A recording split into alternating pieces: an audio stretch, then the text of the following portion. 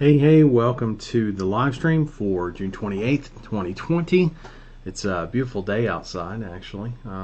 Pretty happy to be here and help you guys and gals out with whatever it is that you have. So, without further ado, excuse me, goodness, I'm going to do what I always do, which is send out the invite link in the comments section for your ability to come into a Zoom room while we're on the stream.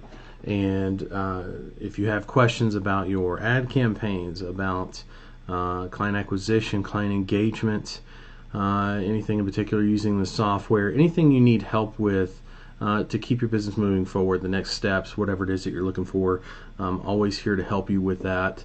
And I have something interesting I wanted to share with you, but first things first, let me get this link up here in the comments section of this live stream. Man, goodness. Okay. And the comment is there. I'm going to pin it at the top for you. Okay, I'm sorry. I'm looking around the screen so that I can pin the comment there. Okay, so the comment's pinned. The link is there. You should be able to come right into the room. There's no waiting room. And I've also went ahead and enabled the screen sharing. So that way, if you need to share your screen so we can take a look at your campaigns together, or whatever it is that you've built, agency website. I mean, there's so many different things that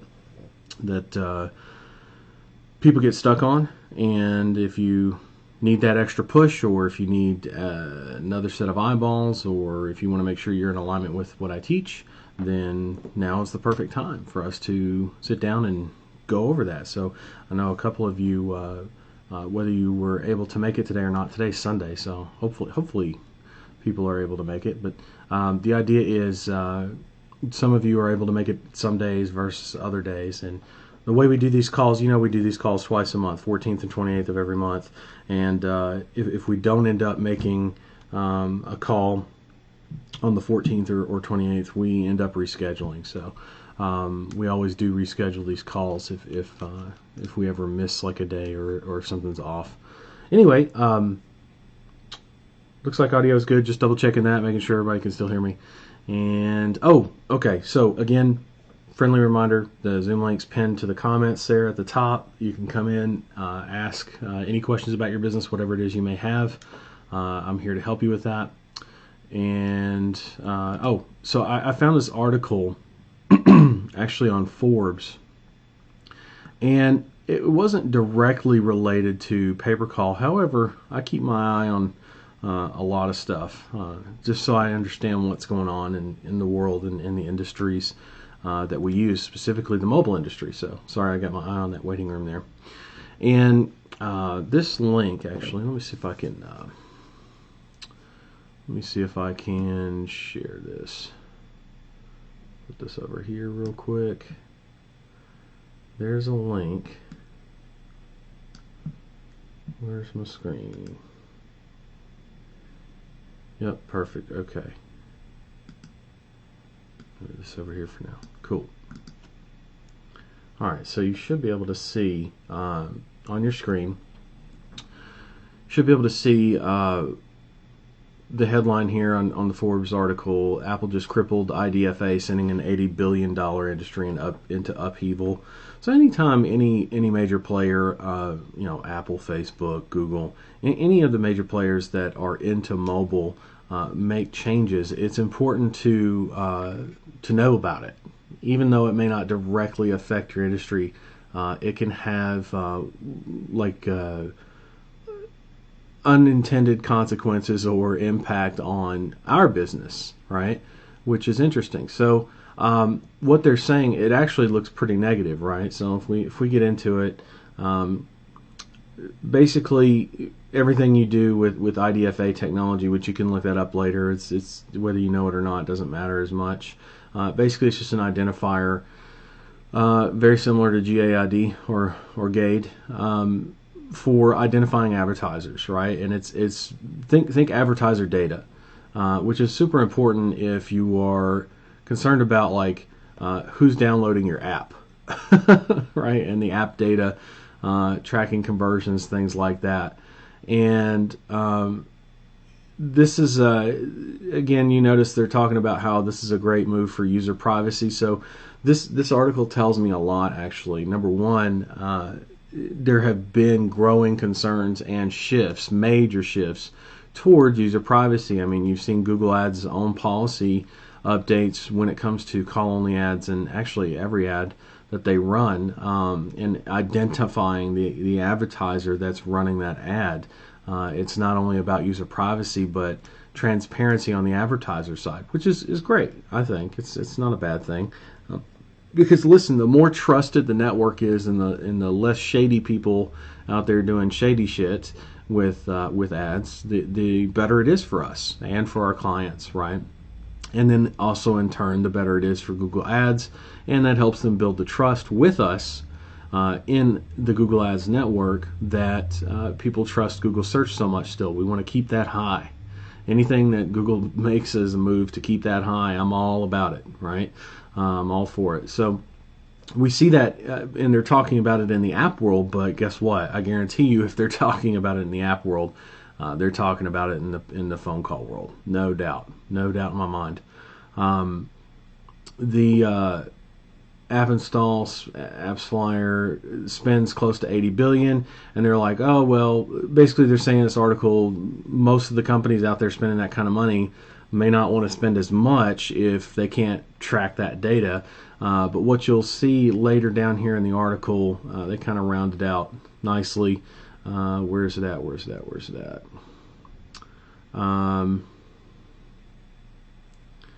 Yeah, they're saying the same story here. Advertisers who can't track advertising, same thing I just told you, right? And then so Apple's working on something called an SKAD network, a SCAD network, and they just updated it, and it promises, that network promises the advertisers to know which ads of theirs resulted in the conversion actions, things like that, without revealing the privacy, or sacrificing that privacy of the mobile app user. Right, so obviously a mobile app user is going to have that safety, security, and trust in the app world. And my point is, there's multiple things to take from this. There's, number one, Apple is a big enough player to where it can affect not just put a dent in, but like seriously, completely dismantle a multi-billion dollar a year business or industry, and disrupt that. That's something to pay attention to, right? And it's, notice, yeah, we're on Google Ads, but we're in the mobile world, folks. So anything mobile, think Android, think iOS, think phone producers, think phone technology, think ad platforms. There's a lot to look at. I mean, I guess one of the reasons why you still keep my ugly mug around is because I'm in tune with a lot of this stuff, and I can not exactly give you 100% accurate forecast, but I can definitely tell you when the rain is coming and where it's going to be most likely, and that's pretty handy. That's pretty handy to have around. So for those of you interested in how I do this kind of stuff, it's really interesting to me. Sometimes I go looking for this stuff, and other times it just finds me, and a lot of that has to do with the fact that I've already been searching for stuff like this, or that anything that, think of it like this. I guess the best way to describe that would be to say, you buy a white car. Let's say you buy that Cadillac CTS-V, right? Well, let's not go white, because that's not really a great color for that car. Let's do that's a $100,000 sports car. Let's do like gunmetal gray or something pretty slick. And all of a sudden, you get in this car, and then you start looking around, and you see nothing but gunmetal gray cars. Matter of fact, not to get completely technical on you, but there's a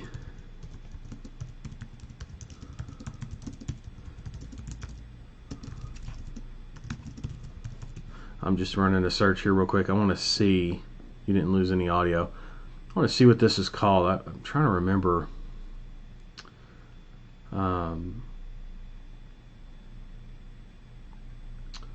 What is it called?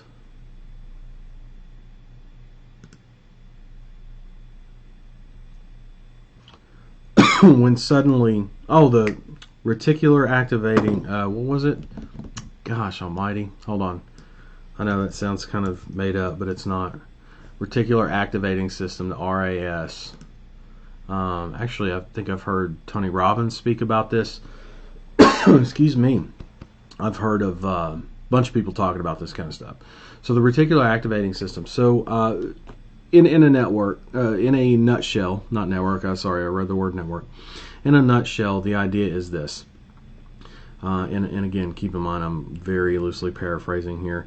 You buy a gunmetal gray CTSV, and then as soon as you drive it off the lot, guess what you see everywhere you go? Number one, Cadillac CTS. Even though it's maybe not a CTSV, you're going to see all the CTSs out there.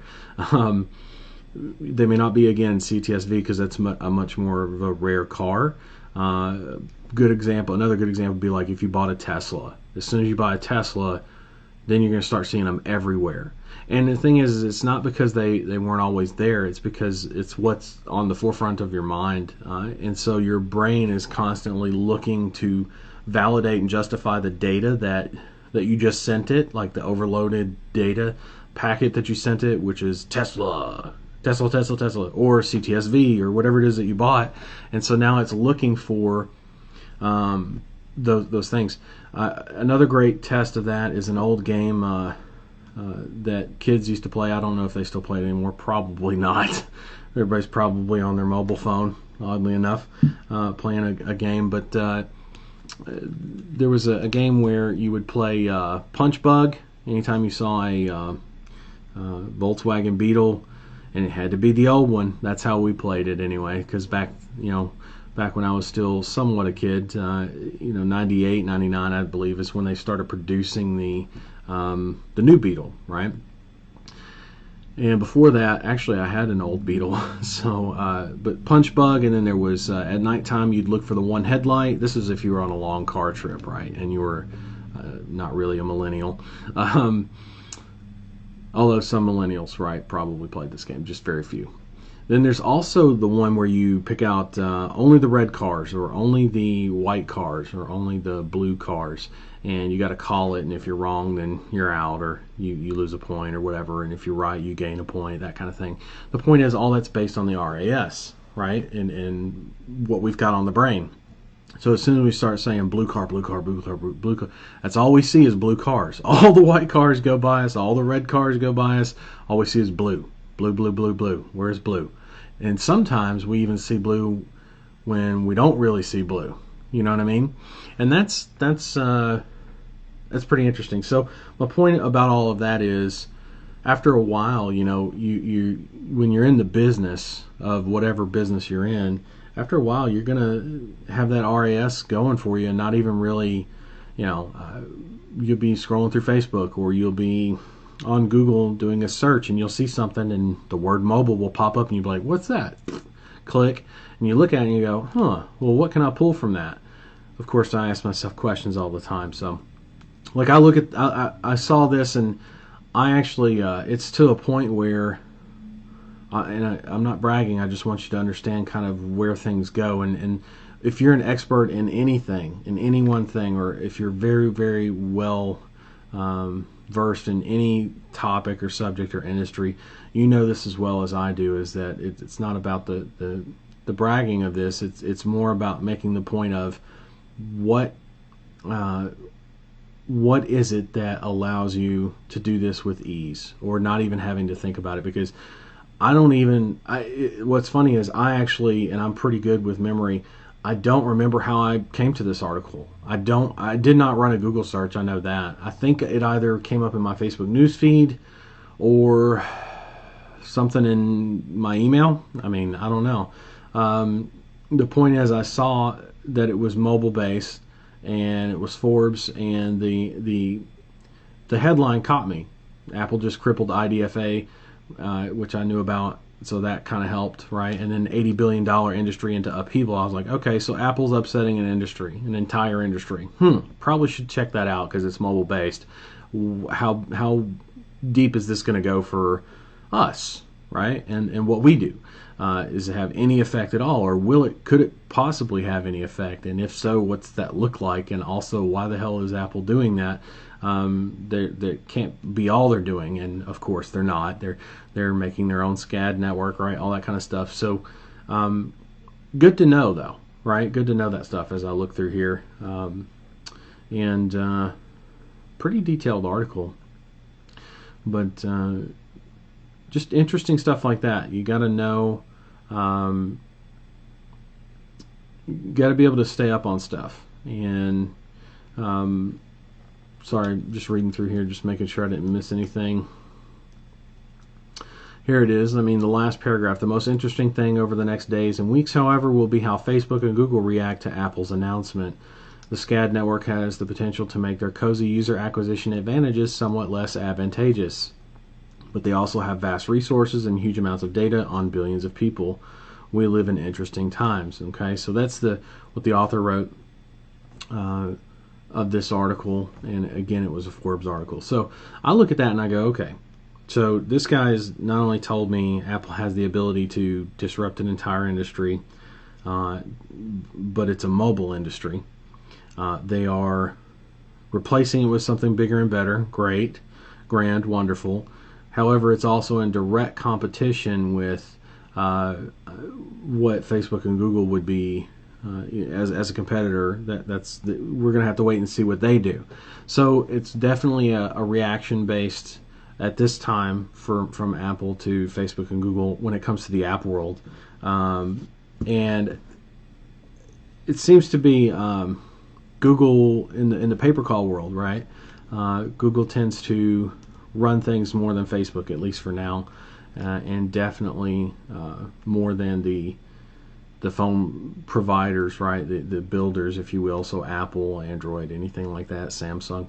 Those, they don't really have much play right now. Every now and again, there's some updates that come through that make things pretty important. Matter of fact, there's one for Android. Like iPhone has the ability to do spam calls, right? Potential spam, and tell you up front. Well, now it's like a mandatory thing. Actually, I think you can still turn it off, but in their last update for Android, they tell you if it's a potential spam call now without you even having to ask or look up the number, that kind of a thing. So it seems like they might have got a lot of complaints or something from Android users about not being able to tell who is a spam call, right? Because they may be getting too many spam calls, which I look at as a positive. For us, it's a negative for everybody who's a spam call, but for us, it's a positive. So cool, good stuff to know there.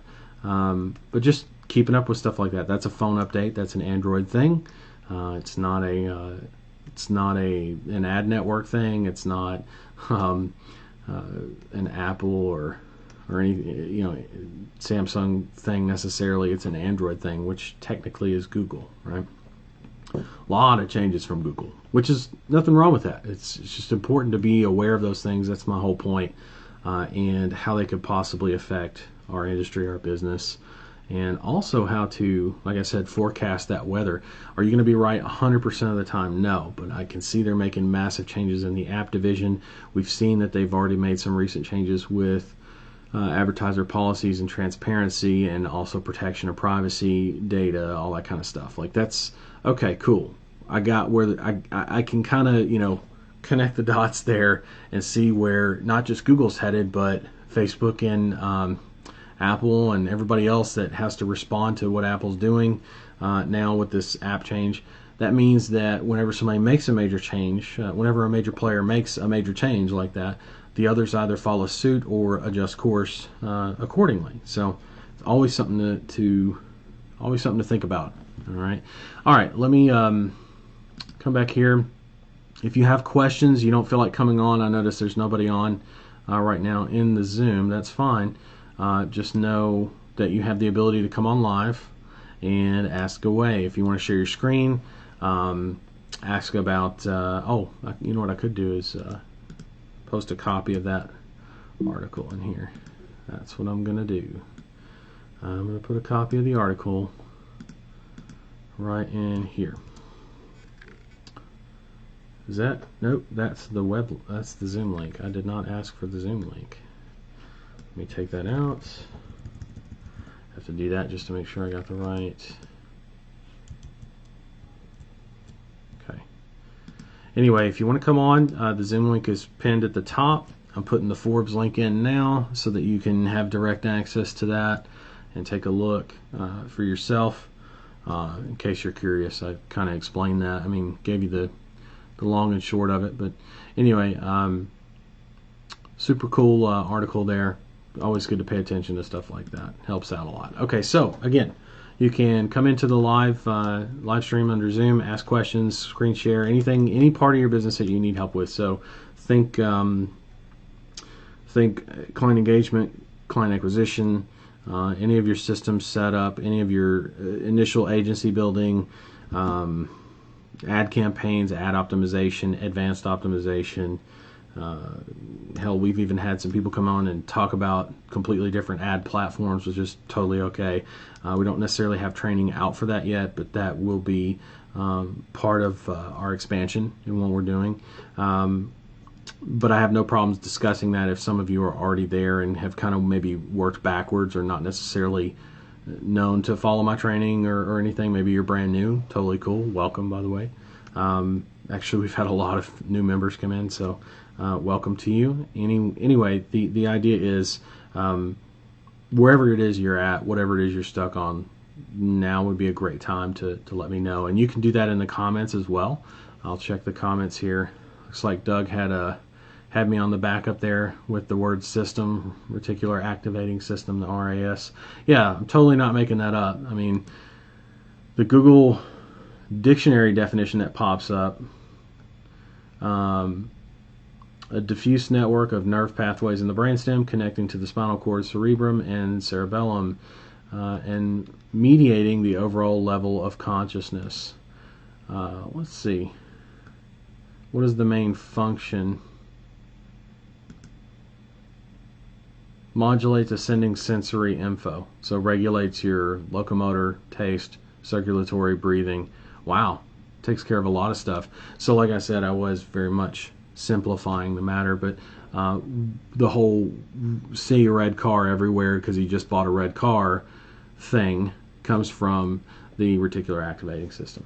That's where that comes from, the RAS.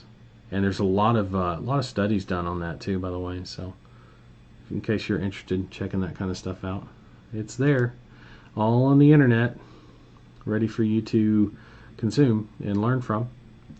But there you go. There you have it. We actually use concepts that are psychologically based off of the RAS in our ad copy. We're targeting people in their problems, the problems that they have. So it's not just one ad copy. Do you need a plumber? That's not the way we go about things. You can start there and use that as a starting point, but you always want to use that as a starting point. Exactly that. You're not going to stay there. You're going to target the people's problems that they have with plumbing. So think about it. If I have a broken sink and it's an urgent thing, all I'm thinking about is broken sink, broken sink, broken sink. So as I'm scrolling through text or typing in stuff into Google search, and the first thing that pops up, what are the keywords that are going to be popping into my head that I'm looking at or popping out on the screen if my RAS is tuned to that problem, right? That's right, broken sink. I'm going to see that and go, well, there it is, right? Click. And it's one of the things that we use. It's not the only thing we use, but the RAS is actually very important to know about. I'll say this: like if you're making this your business, you know what I mean. RAS is good to know in general. It's good information, just good learning. But for how we use it and how it's used in everyday life, and then also in the driving phone calls world, super important. Oh, here we go. Jeff asks, when Google alerts you that you have redundant keywords, do you apply their suggestions to remove one of them? No, I do not. I do not. That happens a lot. You're going to get redundant keywords. I just focus on the negatives and new keyword ideas. And you're going to have some redundant keywords based on what Google says, but I want to see from the data what Google says performs the best, okay, out of those keywords. So I do not remove redundant keywords. I also don't use exactly redundant keywords. It's very tricky how they word that. They're saying that basically what they're saying is some of your keywords are going to drive the same results as others, and it's like, well, no shit. I get that, but at the same time, I want to see what drives better results side by side, and the only way to do that is to run them together. I'm never going to not run those. And if you'll notice, the optimization score on the overall system that they have is not greatly penalizing you for redundant keywords compared to the other stuff over time that you can work on.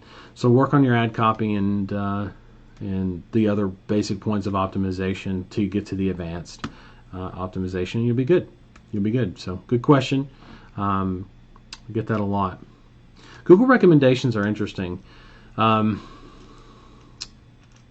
about how I want to say this. Let me take a drink of water while I do that.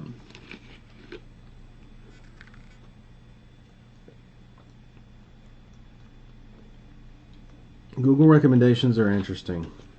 They give you an idea of what it is that Google's after, what they want. But you don't necessarily have to apply those recommendations in order to achieve the same result. Pretty interesting. I'll give you an example. Google says, "Oh, you're not running like a target CPA, and if you run a target CPA, this will be after you're running your ads for a while. You'll get notifications like that in your recommendations section of an ad campaign." And the idea is this: like, while target CPA sounds great, it can actually limit you a lot and keep you from pulling the full amount of fruit from the tree that you can pull. And I say that because it's basically any element like that comes up, you're going to be giving Google back the control. Rotate ads indefinitely, if you change that out to optimize and let them optimize, yes, it'll be optimized, but they're the ones optimizing it. And it's not that I have trust issues. It's just that I want to make sure that that it's not being optimized too soon, right? And I've found in my history and how I've worked with Google Ads is that they tend to do that on an algorithm and what's most likely to play out before waiting for the data. So I won't say that they skew the numbers, but they have a tendency to, right? They're not basing it off of a 5,000 test, right, on a statistical level. And I'm not saying that every test has to be done that way, but obviously the closer to those numbers that you can get, the more accurate the data is going to be. Now, if it's an absolute overwhelming blowout, you probably don't need that many data points. Probably 1,000, 2,000 data points will do you. If you're talking ad impressions, though, it's probably going to need several thousand, right, before you can really determine what to do and do so safely, right? And yeah, I'm not leaving that to Google. I'm not doing that. Same thing for redundant keywords. They're trying to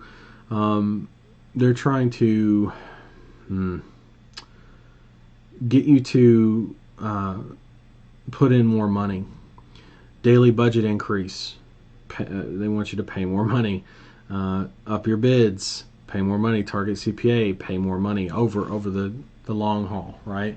And so it's not that I'm averse to paying more money, but the idea is if I pay more money, I want more results too. I don't want to pay more money for the same results that I would get if I were just running everything on my own, especially for a few minutes a day. So anyway, good question there. We got another one. Okay. And it's from Jeff again. Cool. Let's say I have two keywords that have traffic, that's what we call impressions, clicks, and calls. Very good. One keyword is emergency plumber. The other one is emergency plumber in. According to your strategy, I should now create two single keyword ad groups, one for each of those keywords. Correct.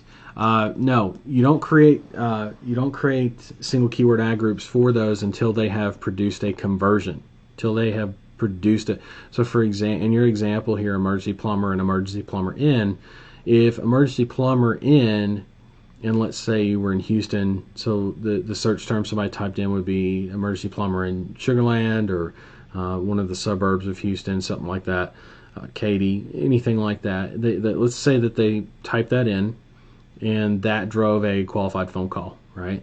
Then that's when you would make a single keyword ad group out of it, but it's not a single keyword ad group, so you're not really dealing in single keyword ad groups anymore. You're not really dealing with SCAGs anymore, because you're going to have different versions of that keyword.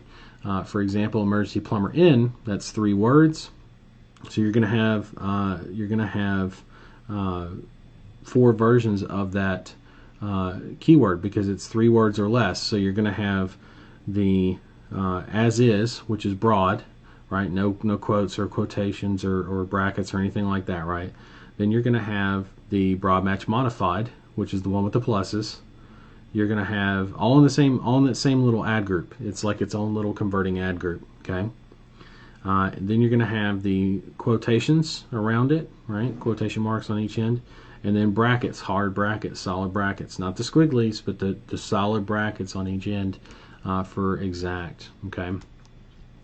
You're saying they both resulted in qualified calls. Then yes, I would take both of them, right, to be more specific. But again, they're not single keyword ad groups. You're doing different versions of the keyword that drove the call, okay? And make sure it's not the search term, it's the keyword that drove the phone call. And you can find that in the search terms screen, right? So as long as you're very clear on that, then yeah, you're good to go. It's a good question. That is... I know a lot of people are so emergency plumber, yep, that's a 2-word. Remember, anything that's 3 words or less, we do broad match modified, and we do the broad inside of the new, right? Inside of the new little ad group. And then we also do phrase and exact. If it's 4 words, so 3 or less, we do broad match modified. If it's 4 or more, we do broad only, no broad match modified. So that means broad, as is, right?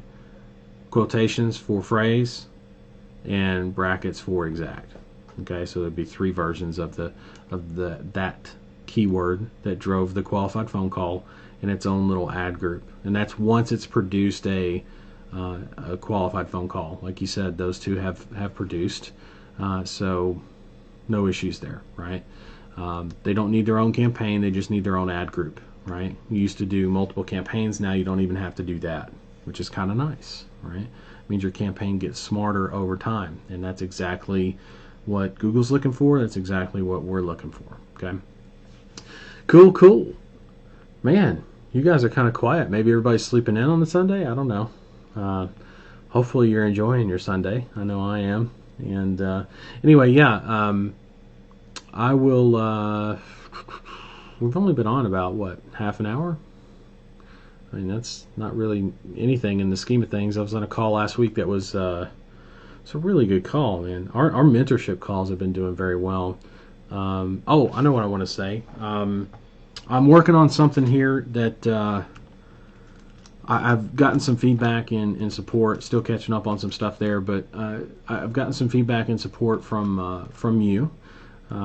The people, which are, you know, I always keep my ear to the ground. Obviously, if I'm doing it on news cycles and mobile stuff, then obviously I'm listening to your needs and wants as well, and what would help you do well.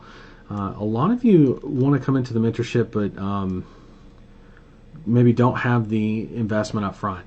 And this isn't the first time I've been asked about it, but I've been asked if there's ever going to be like a monthly, and originally I never intended to have that, but then again, I also never really counted on something like COVID, you know, doing what it did, and still is doing what it's doing. So yeah, you know, there's things that come into play. You got to stay flexible or you get bent out of shape. My band director taught me that many years ago. Stay flexible or you'll be bent out of shape, right? So instead of getting bent out of shape, I started thinking, what can I do to make it more affordable? And so I'm working on, one of the things I'm working on is putting that together for you. I mean, it's not going to be cheap, but it's also not going to be, you know, a one-time massive annual hit either. So it's for those of you that are struggling with that but want to be able to come into the mentorship, you're going to have the ability to do that and have access to everything that the mentorship entails, which was what I was just talking about last week. We had a call that was 3.5 hours. And it's not because I sit here and drone on and on and on and on. I am right now because nobody's really talking to me. But anyway, it was a great call. I mean, and it seems like the longer, I'm not saying it's the only measure of a great call, but it seems like whenever I am on a call and I look down and next thing you know it's 2 hours, those are some really great calls because we're just blazing through some really good stuff. Looking at actually last week we had somebody come on that had just signed a client, came on to tell us about it. I thought that was super slick. Told us the whole story, how it happened. It was pretty cool. It was a lot of fun. Anyway, I don't mind doing that for these calls either. If the activity's there, if the people are here, I have no problem doing that. We do, like I said, we do these calls twice a month, 14th and 28th. But in the mentorship, we do them every week. We do them every Monday, on top of the 14th and 28th calls that I do here in the main group for you guys. So if you're in the mentorship, obviously you're getting like 6-7 calls a month, depending on how the weeks align.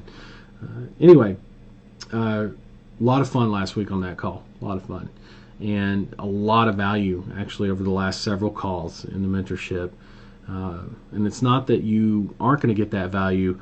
It's usually delayed and also a little bit slower pace and process. People in the mentorship tend to blaze through, which is nice. It's always nice to be able to move as fast as you want, right? So, cool. But let me check comments here. Jeff's saying we're probably not going to do a Braveheart today. That's correct. And for those of you who don't know what he's referring to, I have a tendency where if people are coming on and they're asking questions, or if they're screen sharing and need help, then I'm there. And if I have to measure time in Bravehearts, which is like a 3.5 hour movie, it's kind of crazy. Your calls go regularly over a couple hours. I mean, you're measuring your time by Bravehearts, but that's just a kind of an inside joke that we use here at Ring Ads. Yeah, I don't mind that. I really don't. I've done I've done live streams that weren't coaching calls. The COVID client challenge that were 5-6 hours, a couple of Bravehearts, right? Like almost. So I have no issues doing that at all. But if it's not there, it's not there. If you don't need the help, you don't need the help. And maybe it's just timing. No shaming here whatsoever. I just want you to know that on the 14th and 28th every month at 12 p.m. Pacific Standard Time, I am here, right? Unless we have to reschedule. If we have to reschedule, you'll be notified inside the Facebook group here and all that good stuff. But 14th and 28th every month, here I am. Ready to take your questions, help you with whatever it is that you need. Like Jeff asked earlier, got the information he needs. He's in the mentorship though. He and Elaine are in the mentorship, so I'm going to be speaking to him and his wife most likely tomorrow on the mentorship session at noon. We have Mondays at noon, and we have our mentorship session. So, and I am going to work on that. I'll get some details out to you guys about the updates to the mentorship access that we're going to do. We are going to do some kind of a monthly. You'll see that come through, I don't know, sometime this week. Sooner the better. That way you guys know you can have access to it. Call it my 4th of July special. I don't know, something. It's coming up, right? 4th of July is coming up. Might as well celebrate. Can't really think of anything else. Let me check the comments. Let's make this the last call. If nobody's got anything, nobody wants to come on to the live. No issues whatsoever. I got plenty I could work on for you guys. I know that, so I don't have any issues with that. But yeah, okay, comments. Let's see here. Nothing there. Articles posted from Forbes. That's good. Love seeing stuff like that too, by the way. Like I said, I don't always actively seek that stuff out, but if it does happen to come across my table or my desk, not my table, it's a big desk, so it's kind of like a table, then yeah, I'm going to pay attention to it, especially if it's mobile based. especially if it's mobile based. Okay, take another drink of water. Wait on this last call. If you got questions, you can ask in the comment section. Come onto the live through the Zoom link there.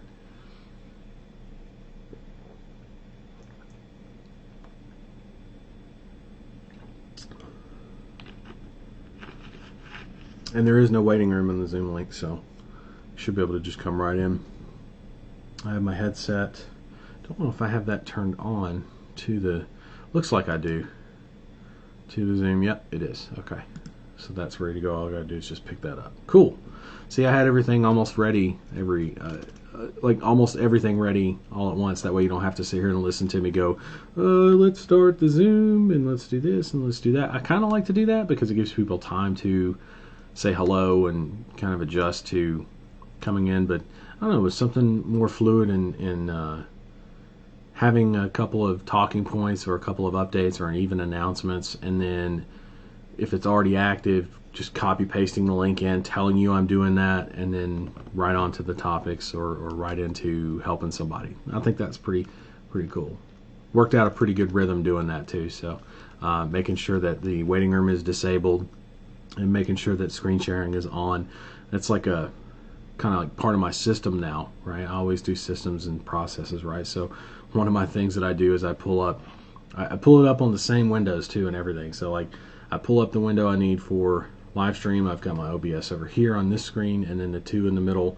I've got one right now that shows me the comments for the live stream, and then I've got the Zoom in this window and screen share if I need it, right? And then of course I've got my little safety deck, or not safety deck, stream deck, safety deck. Got my little stream deck here so I can transition scenes easily. And yeah, actually, where are we at? There we go. Haha. See, I can change screens out and do that. Just press a button. It's that simple. Easy peasy lemon squeezy. Anyway, oh, hold on. There we go. Okay. I had to look at my OBS and see that I wasn't showing my face. All right. Yeah.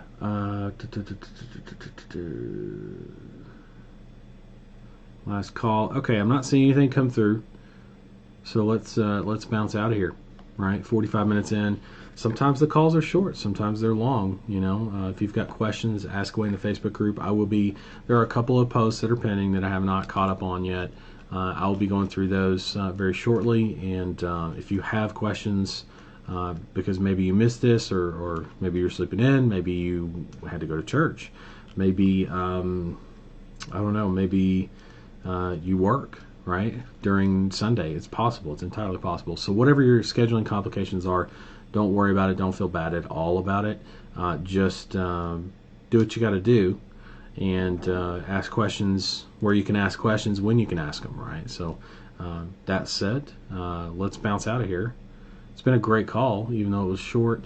I feel like we covered a lot of good topics, a lot of things to think about when it comes to being aware of how things can impact our performance, and how this is much more of a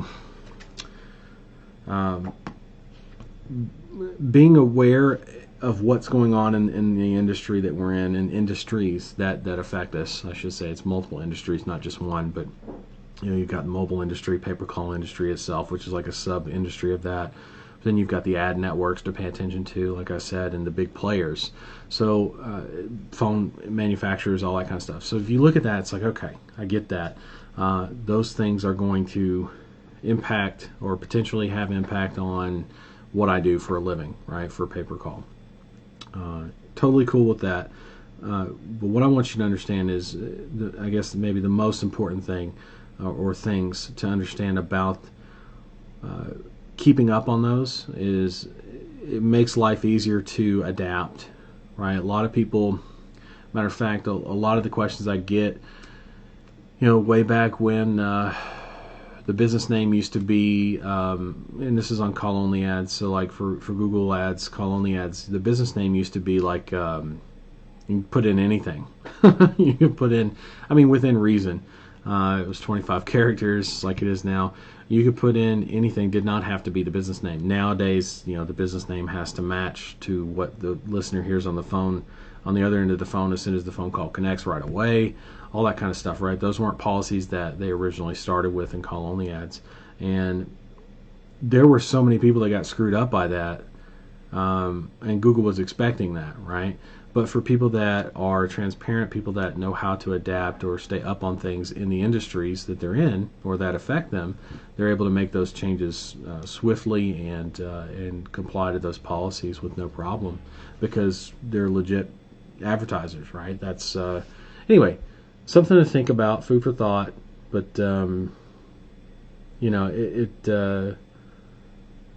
it's good for us because you get to see. And that's not the only time that's ever happened, right? But there's been multiple instances where stuff like that's happened. And I think the most recent thing was when they were talking about the transparency of the advertiser, possibly verifying yourself as the company.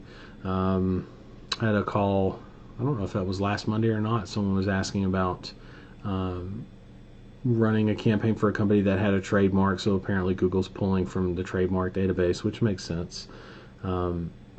And obviously they have the permission, but they have to get special permission through Google. Stuff like that. There's been some interesting shifts that we see today that we didn't see 6 months ago, and a year ago, and 5 years ago, right? So it's always good to stay up on that, kind of see which way the clouds are moving.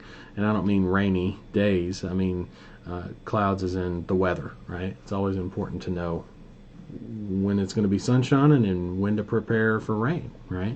And sometimes it doesn't rain, and sometimes it does. Well, most times it does, actually, if you're good at forecasting. So if you suck at forecasting, not so much, right? All right. Last call, checking comments, looking at the room. All right, cool. So let's bounce out of here then. Let's make it a short Sunday call. Appreciate you. Love each and every one of you. Keep working hard in what you're doing. If you did not make it today, don't feel bad about it at all. It's quite the opposite, actually. I'm here for you. It's not just about these coaching calls. I do my best to go above and beyond, and will continue to do so, and even more so outside of these calls. And I don't have exactly any information for you on that right this second. Just know that I'm always working on and thinking about stuff for you guys, which includes things like more engagement. So not just the 2 calls a month. Those are helpful, no doubt, but there's always something more that can be done, always. And you bet your ass I'm thinking about it if it comes to when it comes to ring ads and your success. So anyway, thanks for tuning in. Appreciate each and every one of you. Enjoy the rest of your Sunday. And let's go make a killer week here. I'll see you guys in a couple of weeks. And if you're ready to come on live, then come on live. We'll look at your campaigns, whatever it is you need help with, that kind of stuff, right? All right. Bye for now, guys.